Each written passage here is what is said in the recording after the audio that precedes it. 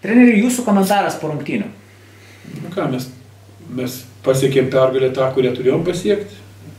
Gal nesitikėjom, kad tiek pasieks, bet šiandien kažkaip mes lengvai tas žaidimas ėjo toks ir klydo varžovės. Aišku, žinot, varžovės irgi nauja komanda susikūrus, joms irgi sunku ten, bet jos stengiasi, dirba. Grinai lietuviška komanda pas jos, be jokių legionierių, be nieko. Nu, kantriai jie sukurs gerą komandą, ypač kai turi gerą palaikymą iš Panevėžio miesto, iš verslininkų, žinot, ir po biškį padarys gerą kolektyvą ir gerą komandą. Svarbiausia, kad jie, žinot, ruoš tos žaidėjus po biškį Lietuvos žaidėjus, žinot, tai čia yra didelis dalykas. Tai čia 60 taškų, ar ten 50, ar 40, kad gauna, nesvarbu. Tai aš kaip pastebėjau, kai būdavo, žinot, šitoj Baltijos lygoje, tai ten irgi nuvažiuoja tos Latvijos komandos, atsiveža tos jaunas žaidėjas, bet jos auga. Pirmais metais gal gauna 50, kitais metais jau gaus ten 30 taškų. O trečiais metais jos jau duoda kovą, nes jos pripranta, jos auga, jos stiprėja, jos mokinasi ir tai taip ir mes turim po kažkiek, tai žinot. Vien legionieriais mes krepšininkų neužauginsim, aš taip manau, tai tokia tendencija. Aišku, kai tu eini į aukštesnius vandenius, jeigu tu negali, kaip mūsų komandai, tu negali susirinkti, susikviesti geriausias žaidėjas Lietuvos, tai stengis kažkom pasipildyti, bet nepavyko gerai pasipildyti šiais metais. Aišku, pasipildom taip, kaip kokius turim finansus. Norėtųsi už tos mažus finansus pasipildyti geriau. Bet kaip yra, taip yra. Bet šiai dienai mes irgi ieškom žaidėjo, kur pastiprinti, nes vieną žaidėją pas mus išvyko Bulgarija. Tai tokia padėtis. O kaip kitos legionierės, nes atrodo, kad irgi ne visos toli gražu randa savo tą vaidmenį ir ar tenkina jų žaidimas? Nu, nelabai tenkina, norėtųsi, kad tenkina. Aišku, žinot, kas gerai įeina, kuo aukštesnio lygio žaidėja, to greičiau įeina. Nu, tai kaip Taisė, kai kur įėjo, tai įeina greitai, nes jis supranta tą žaidimą, jis greitai priima filosofiją ir ją įža žymiai lengviau žaisti. Bet kai tu esi žymiai silpnesnio meistriškumo ir žinot, yra sunkiau.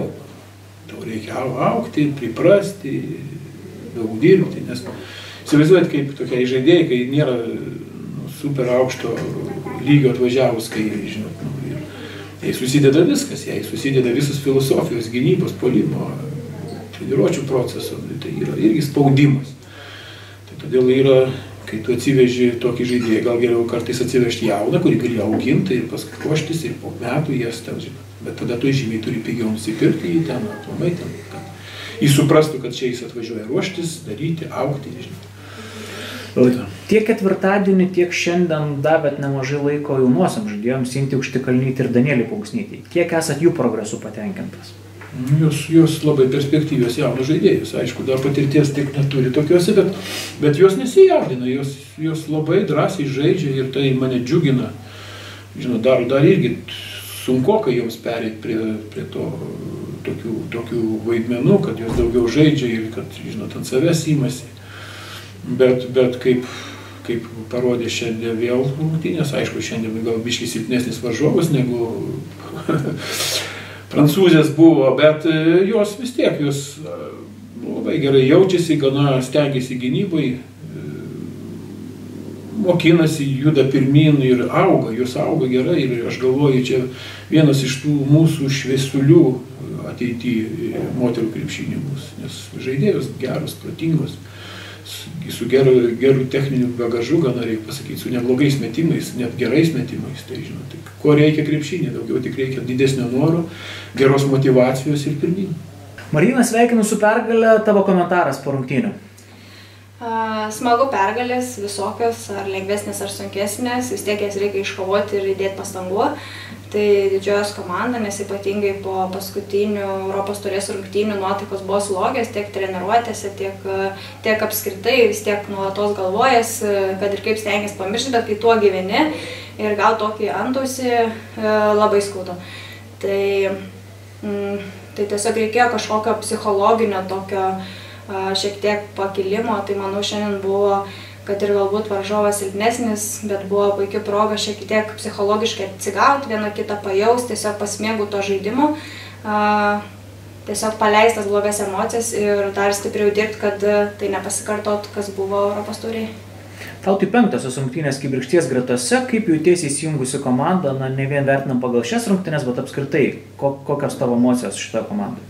Komandos kolektyvas iš tikrųjų su panelėmis dauguma esu pažįstama daug laiko, 3-3 su daugelį žaidžiam visą vasarą, tai pats kolektyvas labai priėmė šiltai ir komandos draugės, tai iš vis atmosfera tikrai yra fantastinė mūsų viduje. Tai džiaugiuosi prisijungus prie Kibirkšties ir manau, kad kuo toliau vis labiau įsiliesiu. Dabar gal šiek tiek dar tokia pradžia sunkesnė, bet manau, kad su laiku tik gerės viskas.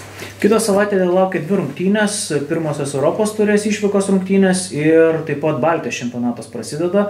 Ką apie tas rungtynės gali pasakyti? Pirmiausia, tai orientuojamės tiesiog į vienas rungtynės į priekį, nedaugiau. Tai tikrai varžovas labai sunkus, labai stiprus. Tai tiesiog bandysim šitas 2 dienas, pirmadienį, antradienį, atidirbti, sudėlioti akcentus, ką galim pakeisti, ką galim daryti geriau, kad tas rezultatas būtų geresnis negu buvo prieš tai. Tai stengsimės, kovosim, susidėliosim akcentus, dar labiau susišlifuosim kaip komanda ir tikėsimės, kad viskas bus geriau. Treneri, jūsų komentaras apie rungtynes? Na, fiziškumas visų pirma. Laimėjo, atrodo, ruošiamės tam spaudimui, viską žinojom, kokią gynybą naudoja varžovės, bet kaip patys matėt, fiziškai stipresnės ir aišku patirtis. Na, nieko nepadarys. Vienu žodžiu, geras pamokas iš varžovų. O ko tikitės iš artėjančių Baltijos čempionato kovų? Ten galbūt bus lengvesnių šiek tiek varžovių, su kuriam galbūt galėsite žaisti kaip lygų su lygiais. Taip, laukiam tos Baltijos lygos, atvažiuos ir studenčių komandų, ir tos pačios TTT dublerės. Žinoma, žaisim savo žaidimą, tikiuosi pajaus tą pergalės skonį, tada merginom gal bus daugiau tokio, sakykime, geresnės energijos. Kaip bebūtų, nes kiekvienas pralašymas biški sodina. Šiaip atmosfera gera, komandai tikrai gera atmosfera, jos viena kitą palaiko, jos puikiai supranta savo lygį, puikiai supranta, bet kasdieną vis su kiekviena treniruotė mes augam ir bandom įkąsti varžovą. Ar planuot kokį papildymą sudėtyje? Planuot, kaip pasakyti, visų pirma priklauso nuo mūsų, čia gal mūsų vadovų reikėtų klausyti. Papildymas, aišku, gerai, sustiprintų, reikėtų kai kuriuose pozicijose sustiprėti, bet čia gal palikim klausimą vadovą. Krista, tavo komentaras po rungtynių? Nu ką, gaila, liūdna, kad iš tikrųjų jau po 2 kėlinių tą tokį persvarą Kibirkštis įgyjo. Tai va ir panom sakiau Rūbiniai, kad jau po 2 kėlinių tokia didelė persvara ir toks atrodo rankos vyra. Tai va tas vienintelis gaila, bet mes atrodo pačios pasimetėm prieš tą spaudimą ir toksai jau buvo porą metimų pačios neįmetėm, Kibirkštis užbėgo ant greitų atakų ir toksai biški buvo nusvyrančios rankos. Tai va tas toksai biški liūna, kad paleidžiam jau 2 kėlinį, sakyčiau jau 4 kėlinį, ne tokį rezultatą ten būtų, -15, tai toks atrodo užkovoju prieš Eurocupinę komandą. Tai dar tikrai labai daug trūksta darbo, pasižiūrėti vieną į kitą, į komandą ir dirbti. Esam 1 metai, visos surinktos iš visų kitų komandų, su kitom filosofijom, tai tiesiog užsidaryti turim sporto salėje ir darbuotis. Taip. Tavo patirtis didžiausia šitoje komandoje, esi ne tik klubinė, bet ir rinktinė žaidėja, daug visko mačiusi. Kaip apskritai atrodo šita komanda, kaip jinai eina per tas rungtynes, jau labiau, kad turėtų sunkias rungtynes šią savaitę, kai ten apmaudžiai pralaimėjo, tai kaip komanda su tokiamis situacijomis tvarkosi? Iš tikrųjų tvarkomės, tai viskas tvarkoja, nenuleidžiam galvų ir einam su kiekvienom rungtynėm kovoti ir nežiūrėti to statuso, ar Aistės, ar Kibirkštis, ar LCC.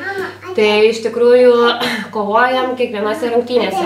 Labai turi perspektyvės, mergaitės, kurios dirba, nori, tai iš tikrųjų, tai mažytė gerai, kovojam, dirbam ir nenuleidžiam galvų. Kaip sakoma, kiekvieną kaip susišlifuosim, kaip turėsim, toks rezultatas ateis. Tai tiesiog reikia vieną kitą pajausti ir galvas į viršų ir toliau eiti dirbti.